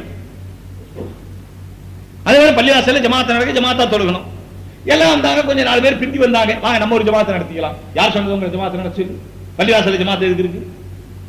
வர்றவங்க 4 பேர் ஜமாத் நடத்திக்கிட்டா பள்ளிவாசல்ல ஜமாத் எதுக்கு ஒண்ணு இருக்கு? பள்ளிவாசல் ஜமாத்தோட தான் தொழுகணும், ரெண்டாவது ஜமாத்தெல்லாம் தொழுக கூடாது. ஏதாவது பிரயாணத்துல போறவங்க வேற வழியே இல்லாம நிர்பந்தமா அவங்க தொழுதா அது நிர்பந்த நிலையில அவங்க செய்யறாங்க, அது வேற விஷயம். வசதி இருக்கும்போது அப்படி செய்யக்கூடாது. பாங்கு சொன்ன பள்ளிவாசலுக்கு வர்ற பழக்கத்தை ஏன் உண்டாக்குறது இல்லை? நம்ம அப்படி ஒரு நினைப்பு கூட இல்லைங்கல்ல. பாங்கு சொன்ன உடனே, சத்தம் கேட்ட உடனே சும்மா தான் உட்கார்ந்துருப்போம். பாங்கு சொன்ன உடனே எந்த மனுஷனையும் அதை அசைறதை பார்த்துருக்கிறோமா? எங்கேயாவது நீங்க கடையில் இது வரைக்கும் பார்த்துருக்கீங்களா? பாங்கு சொல்லியாச்சு, பாங்கு சொல்லியாச்சு, ஒரு பதட்டம் பார்த்துருக்குமா? பாங்கு சொல்லியாச்சுங்க யாராவது வந்து சொன்னா கூட இப்பதான் சொல்லி இருக்கிறாங்க, இன்னும் 24 நாளைக்கு வரை ஜமாத்து நடக்கும், இப்பதான் சொல்லி இருக்காங்களா? அப்புறம் என்ன பாப்பாரு? இப்படி பாப்பாரு, 12:50 ஆகுது, 1:10 தான் ஆகுது, 1:15 தான் ஜமாத்து.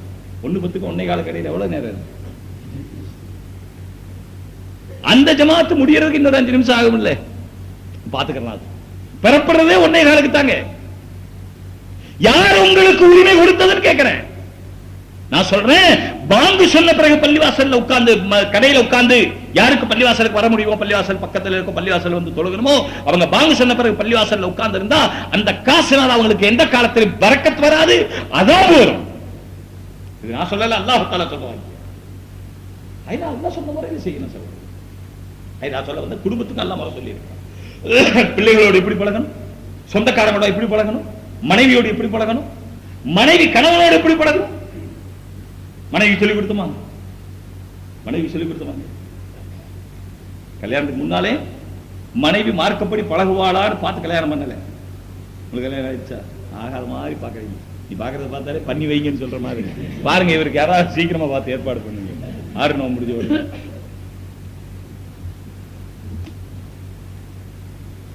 இல்ல, கல்யாணம் பண்றதுக்கு முதல்ல இந்த பொண்ணு வந்தா மார்க்கப்படி நம்ம உடனே நடக்கும், நம்ம வீட்டுல நடக்கும், நம்ம வீட்டார்களை நடத்தும், அப்படிப்பட்ட பொண்ணா அப்படின்னு பார்த்தோமா? முதல்ல என்ன கேட்டோம்? பொண்ணு பார்த்துருக்குன்னு சொன்னா முதல்ல என்ன கேட்டோம்? பவுனு. சரி, பவுனு சிவப்பு. அது வெங்குஷ்டமா இருந்தாலும் பரவாயில்ல,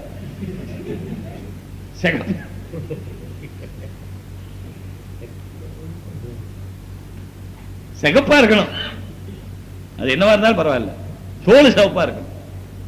புத்தி நல்லா இருக்கணும். கேட்டமா இப்போ அது அடுத்தது பவுன் என்ன போடுவாங்க? அவங்களுக்கு வசதி இருக்கா இல்லையாங்கிறது கூட நமக்கு கேள்வி இல்லை. பவுன் இவ்வளவு போடுவாங்களா? இப்ப சாதாரணமான நடுத்தரமா இருந்தா 50, கொஞ்சம் லெவல் கூட 75, இன்னும் லெவல் கூட 100, அப்புறம் கிலோ கணக்கு, அப்புறம் அந்த கணக்கு, அப்புறம் இதெல்லாம் போச்சுன்னு சொன்னா கார் கொடுப்பாங்களா, ஹீரோ ஹோண்டா கொடுப்பாங்களா, அது கொடுப்பாங்களா, இது கொடுப்பாங்களா? பிறகு கொடுக்கிற கார்லயே அது என்னவா இருக்குமா? இண்டிகாவா இருக்குமா, சாண்ட்ரோவா இருக்குமா, ஏசி இருக்குமா கார்ல? இந்த ஏசி கார் போய் பொண்டாட்டிட்ட போய் ஓசியா வாங்கணும், சாகலாம் இல்ல? இதா நவரத் இலைஹா, இதா நவர இலைஹா அசர்ரத். இவன் வெளியிருந்து வீட்டுக்குள்ள போறா, உள்ள நுழைஞ்ச உடனேயே அவள் இவனை பார்க்கிறாள் இல்லையா, அந்த பார்வையிலேயே கணவனை சந்தோஷப்படுத்துவார். பார்வையில என்ன செய்யணும்? சந்தோஷப்படுத்த. இப்படி பார்த்துட்டு எப்படி இருக்கு நமக்கு? நம்ம வர்றோம் வெளியில இருந்து வெந்து போய், நொந்து போய், அந்து போய், அத்தனையும் கெட்டு போய், அது ஆகி போச்சு, அது இப்படி ஆகி போச்சு, இது அப்படி ஆகி போச்சு, அது அப்படி 1008 பிரச்சனையோட உள்ள வந்து சேர்றான். உள்ள வந்தோடனே இப்படி பார்த்துட்டு நீ தானா வர்ற நான் சொல்லல சகோதரர்களே, ஹதீஸ் சொல்றேன். இதா நவர இலைஹா அசர் வைதா அமரஹா அதாத். சொன்ன உடனே செய்வா. சொன்ன உடனே செய்யறதுல உள்ள நுழைஞ்ச உடனே முதல்ல வெளியே போயிட்டு வர்றா, சுத்திட்டு வர்றான்னு சொன்னா தாகத்தோட வருவார். பல நாடுகள்ல பார்த்திருக்கிற, முதல்ல போன உடனே தண்ணி கொண்டு வந்து வைப்பாங்க. பல நாடுகள் வீட்டுக்குள்ள எந்த விருந்தாளி வீட்டுக்குள்ள போனாலும் சரி, நம்ம ஊர்ல டீ தான் கொண்டு வந்து வைப்பாங்க. ஆனா அது டீ போடுறதுக்கு நீ நேரம் ஆகும். டீ போட பால் இருந்தா தான் ஆச்சு. அவன் ஆமீன் பால்காரன் வரணுமே, அப்புறம் டீ வரும். எல்லா ஊர்லயும் மத்த ஊர்ல என்ன பழக்கம் சொன்னா, உஷ்ணமான நாடுகள்ல குளிர்ந்த தண்ணி கொண்டு வந்து வைப்பாங்க. முதல்ல தண்ணி, ஏன்னா வெளியிருந்து வர்றவருக்கு முதல்ல ஒரு கிளாஸ் தண்ணி குடிச்சிட்டா அப்பாடான்னு இருப்பார். அதே போல மனைவி என்ன செய்யணும்? வெளியிருந்து உள்ள கணவர் வந்த உடனே பேக் கொண்டு வர்றாருன்னு வச்சுங்க, இப்படி பார்த்துட்டு உள்ள போயிட்டா, நம்ம பேக்கை தூக்கிட்டு அங்க இருந்து கூலிக்காரன் தூக்கிட்டு வந்தான். சரி, இங்க இருந்து யார் தூக்கிட்டு போறது? Self service. இங்க இருந்து 2 பெட்டி, தூக்க முடியாத பெட்டி தூக்கிட்டு போறோம். வாடு பார்த்துட்டு போயிட்டா உள்ள. வெளில அடிச்சா கதவை திறந்து போயிட்டா. பெட்டியை கையில வாங்கணும், பெட்டியை கையில வாங்கணும், கதவை திறந்து விடணும், உள்ள கொண்டு போய் பெட்டி வைக்கிற இடத்துல வைக்கணும், உட்கார சொல்ல வேண்டிய இடத்துல உட்கார சொல்லணும், அதை நம்மளே போய் உட்காரணும். முதல்ல தண்ணி கொண்டு வந்து கொடுக்கணும். என்னங்க ரொம்ப வெயிலுங்களா? வெயிலாம் தெரியுது, இருந்தாலும் ஒரு சோகப்படுத்துறதுக்கு. எப்படி மௌத்தான வீட்டுல போனா வியாதியா இருந்தார்களா? வியாதியா இருந்தாங்க, மௌத்தானார் 3 வருஷமா வியாதியா தானே இருக்கிறார், அப்படின்னு வியாதியா இருந்தார்களா? ஒரு சும்மா கேட்கிற ஃபார்மாலிட்டி தானுங்களே. அது மாதிரி ரொம்ப வெயிலுங்களா, ரொம்ப அழுத்து போயிட்டீங்களா, ஒரு வார்த்தை கேட்கட்டுமே வாயை திறந்து. அவளும் கேட்க போறது இல்ல, நம்மளும் அவளை ரொம்ப கஷ்டப்பட்டையா, நீ ரொம்ப சமையல் கஷ்டமா, ரொம்ப வேலையா அப்படின்னு கேட்டிருக்கிறோமா? சோத்தை போட்டு வச்சுட்டு வந்து கொட்டிக்க. அது சொல்றதும் எங்க ஊர்ல எல்லாம், கிராமங்கள்ல எல்லாம் சோறு போட்டாச்சு வாங்க, எருமைக்கு புல்லு போட்ட மாதிரி. இப்ப பழைய இருக்கிறாங்க, சோறு வச்சாச்சுன்னு சொல்லி பழைய இருக்கிறாங்க. இல்லையானா அந்த காலத்துல சொல்லுவாங்க சோறு போட்டாச்சு வாங்க. கிராமத்து பழக்கம். இதா நவரையிலே அசரத் வைதா வராதாத். சொன்ன உடனே செய்யணும். பிரச்சனைகள் இருக்கும், கணவன் மனைவியில பிரச்சனை இல்லாம இருக்குமா? பிரச்சனை இருக்குதான், 2 பேர் சேர்ந்து இருக்கிறது பிரச்சனை இருக்கும். ஆனால் அந்த பிரச்சனைகளை பிரச்சனையுடைய இடத்துல தான் சொல்லணுமே தவிர புருஷனை என்ன ஆக்க கூடாது, பேஜாராக்க கூடாது. அது பொஞ்சாதியினுடைய தீனி கடமை, மார்க்க கடமை, அது முஆஷரத்துடைய கடமை. அதே போல நாம மனைவி என்னதான் செய்தாலும் சரி, அவ பொம்பளை அவ்வளவுதான். இல்ல வேற பொம்பளை எல்லாம் இன்னும் வெட்டி இருக்கிற பொம்பளைக்கு புத்தி கம்மி. புத்தி கம்மின்னா அதாவது நாம நினைக்கிற புத்தி அவங்களுக்கு இருக்காது, வேற வேற புத்தி கூட இருக்கும். வேற அவங்க லைன்ல உள்ளதுல அவங்களுக்கு புத்தி கூட இருக்கும், நம்ம லைன்ல புத்தி கம்மி. புத்தி கம்மி நல்லா விளங்கிக்கிறது ஒண்ணு. பொதுவா பொம்பளைக்கு புத்தி கம்மிங்கிறது அது நமக்கு புத்தி கம்மி. அப்புறம் பொதுவா பொம்பளைக்கு புத்தி கம்மிங்கிறது உண்மை இல்லை, வேணா எழுதி வச்சுக்க. இது நான் இன்னைக்கு தான் சொல்றேன், இதுக்கு முதல்ல எங்கேயும் சொல்லலை. இன்னைக்கு இந்த முகமது மல்சா பறக்கத்து, இந்த யாசின் மல்சா பறக்கத்து, இந்த டவுன் பிள்ளையாஜத்துடைய பறக்கத்துல அல்லாஹ் வாயில போடுறான். பொம்பளைக்கு புத்தி கம்மி புத்தி கம்மின்னு வருது. ஆனா நிறைய தடவைகள்ல பாக்குறோம் பொம்பளை சொல்றதா சரியா இருக்கு. பாத்தீங்களா இல்லீங்களா? உள்ளது சொல்லுங்க. நிறைய விஷயங்கள் நம்ம போய் ஒண்ணு சொல்லியிருப்போம், அங்கிருந்து உதாரணமா நான் சொல்லுவேன் வீட்டுல என்னத்துக்கு இவ்வளவு நம்ம சேர்த்து வைக்கணும்? இவ்வளவு பெரிய வீடு நமக்கு எதுக்கு? இவ்வளவு சொத்து நமக்கு எதுக்கு? நம்ம 2 பேர் பிள்ளை ஏதோ சம்பாதிக்கிறாங்க, சாப்பிடுறாங்க, முடிஞ்சு போச்சு. நம்ம 2 பேருக்கு என்ன வேணும்? மாசத்துக்கு ஒரு 2000 ரூபாய் தான் சரியா போச்சு. நம்ம 2 பேருக்கு நம்ம 2 பேரும் சாப்பிடுறது, 2 பேரும் சக்கரை பேஷண்ட், 10வது இடையில பிளட் பிரஷர் வேற. மேடத்துக்கு இந்த கேஸ் போச்சுன்னா பெரிய பேஜாரு. என்ன செய்யறதெல்லாம் வச்சிருக்கிறான். அப்ப அதனால அளவான சாப்பாடு, அளவான இது, மருந்து, அதுதான் பாதி மருந்து பாதி சாப்பாடு, அப்படித்தான் வாழ்க்கை போய்க்கிட்டு. நமக்கு என்ன வேணும் அப்படின்னு சொல்லுவேன். ஒரு தடவை அப்படி சொன்னேன், இது எதுக்கு சும்மா அது வேணும் இது வேணும் அது வாங்கணும் இது வாங்கணும் இதெல்லாம் நமக்கு எதுக்கு? சொல்லுவோம் நம்ம தான் மௌத்தா போயிருமே, நம்ம தீர்ந்து போயிருவேன். நீங்க மௌத்தா போனா அப்புறம் ஒண்ணும் இல்லைங்களா? பிள்ளைகளா இல்லைங்களா? ஆமாடா, அதுவும் தானே இருக்கு. இப்பதான் யோசனையே வருது. அவங்க சொன்ன பிறகுதான் யோசனை வருது. இது வரைக்கும் நம்ம நினைச்சா நம்மளோட முடிஞ்சு போச்சு. இப்ப அவங்க சொன்னா நம்ம பிள்ளைகளா இருக்கு, அதுக்கு என்ன செய்ய? அதுக்கு வச்சுட்டு போவேனாமா? சேர்த்து வச்சா தானே இருக்கும், வீடு கட்டி வச்சா தானே இருக்கும். நான் 5 புள்ள பெற்றிருக்கிறீங்க, 5 வீடு இருந்தா தான் 5 வீடு கிடைக்கும். உங்களுக்கு ஒருத்தருக்கு வீடு இருந்தா போதுமா? ஆமா, 5 புள்ள பெத்தமே. இப்பதான் ஞாபகம் வருது பெத்ததெல்லாம். அதுக்கு வேணும் தானே, அதுக்கு சேர்த்து வைக்கணும் தானே. அப்ப சொல்லுங்க, இப்ப யாருக்கு புத்தி கூட? நமக்கா? பொம்பளை ஒத்துக்கிட்டோமா? கை தூங்க எல்லாரும் ஒத்துக்கிட்டோம். அதாவது என்ன சொல்ற, அவங்க லைன்ல அவங்களுக்கு புத்தி கூட, நம்ம லைன்ல நமக்கு புத்தி கூட. பொது லைன்ல நமக்கு புத்தி கூட. பொது லைன் ஒன்று இருக்கு, அதுல நமக்கு புத்தி கூட. ஆனா சிறப்பு லைன், அவங்களுக்கு ஒரு ஸ்பெஷல் லைன் இருக்கு, அந்த ஸ்பெஷல் லைன்ல அவங்களுக்கு தான் புத்தி கூட. அதே போல சொல்லுவாங்க கல்யாணங்களுக்கு, நம்ம வீடுகளில் சொல்லுவாங்க, எனக்கு அங்க கல்யாணம் அங்க போகணும், இங்க கல்யாணம் இங்க போகணும், அதுக்கு போகணும் இதுக்கு போகணும். நீ கல்யாணத்துக்கு போறதுங்கிறது இல்ல, பாக்கி முறையோட போறதுன்னு சொன்னா தப்பு இல்லை. சொந்தக்காரங்களை சந்திக்கிறோம், போறோம் வரோம், அதனால தப்பு இல்லை. முறையோட போனா தப்பு இல்லை. சரி, அப்படி முறையோட போலாங்க. நான் சொல்ல, என்ன கல்யாணத்துக்கு போய் என்ன ஆகுது? அங்க போய் நம்ம என்ன செய்ய போறோம்? எல்லாம் ஆமீன் ஆமீன் சொல்ல போறாங்க, நம்ம ஆமீன் ஆமீன் சொல்ல போறோம். எல்லாம் பிரியாணி சாப்பிட போறோம், நம்ம வெஜிடேரியன் சாப்பிட போறோம். நம்ம போய் பிரியாணி ஒத்துக்கிறது இல்லை. வெஜிடேரியன் அதை இங்கே உட்கார்ந்து சாப்பிடலாமே, எதுக்கு இங்க இருந்து அவ்வளவு தூரம் போகணும்? 100 கிலோமீட்டர் 200 கிலோமீட்டர் அப்படின்னு சொன்னா அவங்க என்ன பார்ப்பாங்க? நம்ம நம்முடைய தனிப்பட்ட நபரை பார்ப்போம், அவங்க குடும்ப கௌரவத்தை பார்ப்பாங்க. நம்ம குடும்ப கௌரவம் வேணும்னு சொன்னா அந்த குடும்பத்துக்கு நம்ம கௌரவம் கொடுத்தா தான் அந்த குடும்பம் நம்ம குடும்பத்துக்கு கௌரவம் கொடுக்கும். அதனால குடும்ப கௌரவத்துக்காக வேண்டி ஒரு கல்யாணம், ஒரு நல்லது கெட்டது எல்லாத்துக்கும் போயிட்டு வரணும் அப்படின்னு அவங்க சொல்லுவாங்க. அந்த விஷயத்துல அவங்க குடும்ப கௌரவம் பார்ப்பாங்க. நாம குடும்ப கௌரவம் பார்க்க மாட்டோம். நம்முடைய இண்டிவிஜுவல், நம்முடைய பெர்சனல் என்ன காரியங்கள் இருக்கோ அதை தான் பார்ப்போம். அந்த விஷயத்துல உங்களுக்கு புத்தி கூட. அதனால அது மாதிரியான விஷயங்களை உண்மையில நேர்மையா இருந்தா அதை கேட்டு நடக்கிறது தப்பில்லை. அதனாலதான் அல்லாஹ் தஆலா குர்ஆன்ல என்ன சொன்னா தெரியுங்களா? வாஷிருஹுன்ன பில் மாரூஃப். நான் ஒண்ணுனா சொல்லிக்கிட்டே வர்றேன், எவ்வளவு நேரம் இருக்குமோ அவ்வளவு சொல்லுவேன். கணவன் மனைவி கணவன்கிட்ட எப்படி நடக்கணும் சொல்லிட்டேன். கணவன் மனைவிட்ட எப்படி நடக்கணும் குர்ஆன்ல அல்லாஹ் சொல்றான். வாஷிருஹுன்ன நிறைய இடத்துல சொல்றான், ஒண்ணு மட்டும் சொல்ல முடிகிறது. வாஷிருஹுன்ன பில் மாரூஃப், அந்த பெண்களுடைய மாரூஃபாக நடந்து கொள்ளுங்கள். மாரூஃபாக நடக்கிறதுன்னா என்னங்க? அம்ரு பில் மாரூஃப் கேள்விப்பட்டீங்களா? அம்ரு பில் மாரூஃப் நஹி அனில் முன்கர். அம்ரு பில் கைர் என்று அல்லாஹ் சொல்லல, அம்ரு பில் ஸலாம் அல்லாஹ் சொல்லல, அம்ரு பில் ஸௌம் என்று அல்லாஹ் சொல்லல, அம்ரு பில் ஸகாத் அல்லாஹ் சொல்லல. அம்ரு பில் மஅரூஃப் நஹி அனில் முன்கர். மஅரூஃப் என்ற வார்த்தை ஒரு பொதுவான வார்த்தை. என்னென்ன நல்லவைகள் இருக்கோ அத்தனையும் சேர்த்துக்கோ. எல்லா மனிதனுக்கு தீமை வைக்கும், அதை விட்டு எல்லாம் விளக்குவது நஹி அனில் முன்கர். அதனால அருங்க இங்க குர்ஆன்ல சொல்லும்போது, மனைவிக்கு சொல்லும்போது, நீங்க மனைவிட்டு எப்படி நடந்துக்கணும் தெரியுமா? எல்லாத்துக்கும் சொல்றான், எனக்கும் சொல்றான், உங்களுக்கும் சொல்றான், ஊருக்கும் சொல்றான், உலகத்துக்கும் சொல்றான், கியாமத் வரைக்கும் உள்ள அவ்வளவு பேருக்கும் சொல்றான். ஆஷிருஹுன்ன பில் மாரூஃப், மனைவிகளுடனே மாரூஃபாக நடந்து கொள்ளுங்க. எப்படி நடந்தா அவ சந்தோஷப்படுவாளோ அப்படி நடங்க. அவ செய்யக்கூடாத காரியம் செய்துட்டா கூட நீங்க சொல்லக்கூடாத முறையில சொல்லாதீங்க, தடுக்க கூடாத முறையில தடுக்காதீங்க. தடுக்கிறதுக்கு ஒரு முறை இருக்கு இல்லையா? அன்பான முறை இருக்கு இல்லையா? ஒரு விஷயத்தை தடுக்கிறதுக்கு ஒரு முறை இருக்கு. அது மனைவி 4 பேருக்கு முன்னால ஏண்டி இப்படி செஞ்சு தொலைஞ்ச, அது திரும்ப ஏண்டாண்டு கேட்ட ரொம்ப நேரம் ஆகாது.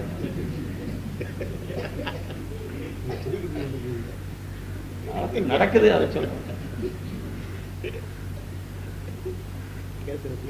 ரொம்ப நேரம் ஆகாது. இப்ப என்ன செய்யணும்? எப்போ எல்லாம் விட்டுட்டு சும்மா இருந்துட்டோம். மனைவியுடனே தர்க்கங்களை நிவர்த்திக்கிறதுக்கு அருமையான ஒரு மருந்து மௌனம். என்ன செய்யணும்? அப்ப அந்த நேரத்தில் கோபத்தை அப்படியே மெண்டு முழுங்கிட்டு, கடக்கன் முழுங்கிட்டு, சும்மா எப்பவும் போல நார்மலா இருந்தவங்க. பிறகு எப்பாவது ஒரு நேரம் சந்தோஷமா இருக்கும் பாருங்க, அடுத்த நேரம் வரும். அது மாறி மாறி தானே வரும். ராத்திரி பகல் மாறி மாறி வரும். சந்தோஷமா இருக்கிற நேரத்துல நீ பாரு, அந்த நேரத்துல போய் அப்படி பேசியிருக்கலாமா? அப்ப 4 பேர் என்ன நினைப்பாங்க? இதெல்லாம் கொஞ்சம் தவிர்த்துக்கணுமா இல்லையா? ஆமா, உங்களுக்கு என்ன வேலை இப்படித்தான் தெரியுது. இல்ல, நான் சொல்றது கொஞ்சம் கேளு, நான் சொல்றது நீ கேளுமா. சரி கேளு. அப்புறம் நான் இப்படி 2 தடவை அவ சொல்றது நம்ம கேட்டா நம்ம சொல்லாத கேட்பான். பக்குவமா வாஷிருஹுன்ன பில் மாரூஃப், பெண்களுடைய மாரூஃபாக நடங்கள். எது செய்தா நல்லதா நடங்கள். இப்ப நீங்க சொல்லுவீங்க, என்ன மாரூஃபா நடங்கன்னு மட்டும் இப்படி சொல்லிட்டு அவ என்னென்ன செய்யறா தெரியுமா, அவ எப்படி நடக்கிறா தெரியுமா, அவ என்ன பேசுறா தெரியுமா, வீட்டுக்குள்ள நுழைஞ்சா எப்படி பாக்குறா தெரியுமா, பகல்ல அவளுடைய நடத்தை என்ன, ராத்திரில அவளுடைய நடத்தை என்ன, உங்களுக்கு என்ன தெரியும்? அவங்க கூட மாரூஃபா நடங்க, மாரூஃபா நடங்க, நல்லா நடங்க, நல்லா நடங்க. எப்படி நல்லா நடக்குது? அல்ல அந்த கேள்விக்கு தான் பதில் சொன்னா, அந்த பெண்களை நீங்கள் வெறுப்பீர்களே ஆனால், பெண்களிடத்தில் வெறுக்கிற காரியம் உங்களிடத்தில் இருக்குமானால், இருக்கும் நிச்சயமா இருக்குமானால் கருத்தம் என்ன? நிச்சயமா பெண்களிடத்தில் வெறுக்கிற காரியம் உங்களுக்கு இருக்கத்தான் செய்யும். எல்லா ஆம்பளைக்கும் இருக்கத்தான் செய்யும். ஏன்னா ஆம்பளோட புத்தி வேற, பொம்பளையோட புத்தி வேறு. அதனால ஒவ்வொரு ஆம்பளைக்கும் ஒரு பெண்ணிடத்தில் வெறுக்கிற காரியம் இருக்கத்தான் செய்யும். அப்படி இருக்குமானால் அந்த இடத்துல நீங்க கொஞ்சம் இதை கவனிக்கணும். அல்லாஹ் தஆலா நீங்கள் வெறுக்கிற அந்த விஷயத்திலே கைர கசீர், அதிகமான நன்மைகள் உங்களுக்கு ஏற்படுத்தி விடலாம். உங்களுக்கு என்ன தெரியும்? அதனால வெறுப்பா இருந்தாலும் சகிச்சுக்கணும். சகிச்சா என்ன கிடைக்கும் எல்லாம் சொல்றான், அரபியில சொல்லுங்க. கைர கசீர், கைருண்ட கைர், கசீருண்ட அதிகம், அதிகமான நன்மை கிடைக்கலாம். அதனால எப்போவெல்லாம் பெண்களோட தகராறு வருது அப்போவெல்லாம் இந்த ஆயத்தை ஞாபகத்துக்கு வரணும். பெண்களிடத்தில் நல்லா நடத்துக்கணும், முறையா நடத்துக்கணும். அவ பிடிக்காத காரியத்தை செய்தா கூட அதை சகிச்சு கொண்டால் அல்லாஹ் தஆலா நமக்கு கைர கசீர் தருவான் என்றால் அப்படி நடக்கும். இதுவெல்லாம் ஆனா கொஞ்சம் ஆண் தன்னுடைய ஆண்மை கொஞ்சம் புத்திசாலித்தனத்தில் இருக்கிற ஆண்மை கொஞ்சம் அதுல உபயோகிக்கணும். இது ஒரு வகை. பிறகு சொந்தக்காரர்கள்ட்ட எப்படி நடக்கணும், மக்கள்கிட்ட எப்படி நடக்கணும், மக்கள் தாய் தந்தைட்டு எப்படி நடக்கணும், இது நிறைய நீ கேட்டிருப்பீங்க. அதனால நான் அதை விட்டுட்டேன். சொந்தக்காரங்கிட்ட எப்படி நடக்கணும் தெளிவா ஹதீஸ் இருக்குது. லா யத்குலுல் ஜன்னத காத்திரன், சொந்தத்தை வெட்டி நடந்தவன் சொர்க்கம் செல்வதில்லை. ஆகினால் சொந்தக்காரங்களோட சேர்ந்து நடக்கிறது பரத ஐன் சகோதரன். சொந்தக்காரங்கிட்ட சண்டையே போடக்கூடாது. எப்போது சொந்தக்காரங்கிட்ட சண்டை போட்டுக்கிட்டு அவரு கேட்டாங்க, ரசூலுல்லாஹி ஸல்லல்லாஹு அலைஹி வஸல்லம் ஒரு பெண்ணை பத்தி சொன்னாங்க, இந்த பெண் பகலெல்லாம் நோன்பு இருக்கிறாள், ஒரு நாள் கூட நோன்பு இல்லாத நாள் கிடையாது, இரவெல்லாம் தொழுது கொண்டிருக்கிறாள். எப்படி ஒரு பெண்ணை பத்தி போனாங்க. அப்ப அது ரசூலுல்லாஹ் கேட்டாங்க, மற்றவர்களோடு இந்த பெண் எப்படி நடந்து கொள்ளுகிறாள்?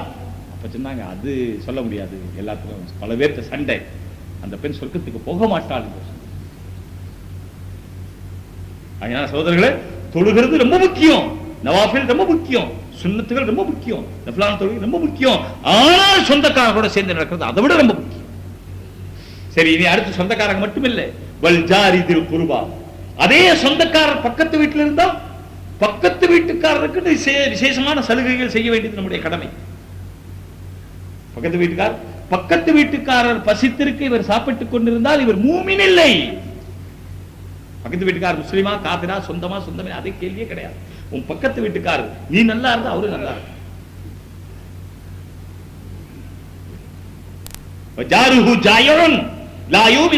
உங்களை ஒருவர் மூமினாக முடியாது எது வரைக்கும் அவருடைய பக்கத்து வீட்டுக்காரர் பசியா இருக்கு, இவர் சாப்பிட்டுக் கொண்டிருந்தார், இவர் மூமினாக முடியாது.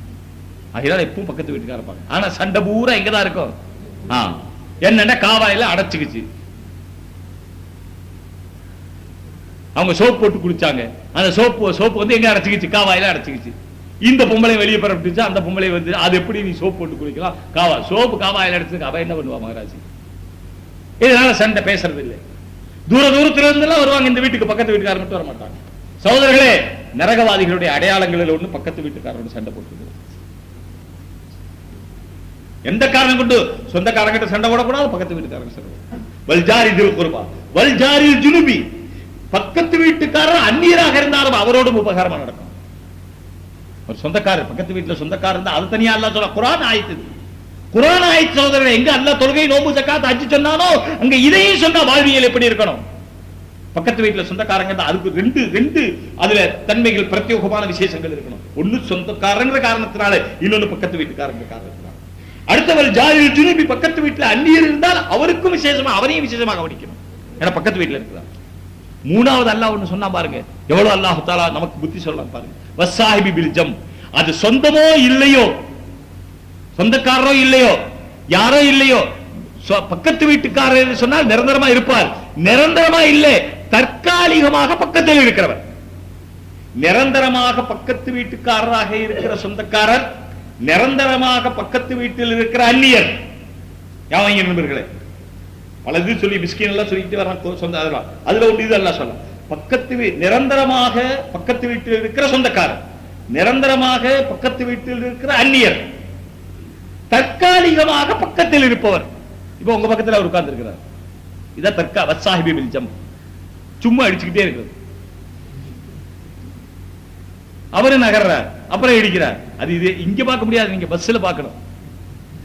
முதல்ல உட்காரும் போது இடம் கொடுத்துறது, அப்புறம் 4 இடி இடிச்சா மாறாத வேண்டாம், இந்த ஆளோட சிநேகிதமே வேண்டாம், பஸ்ஸக்கே வேண்டாம், எந்திரிச்சு போய் நின்றுவான்.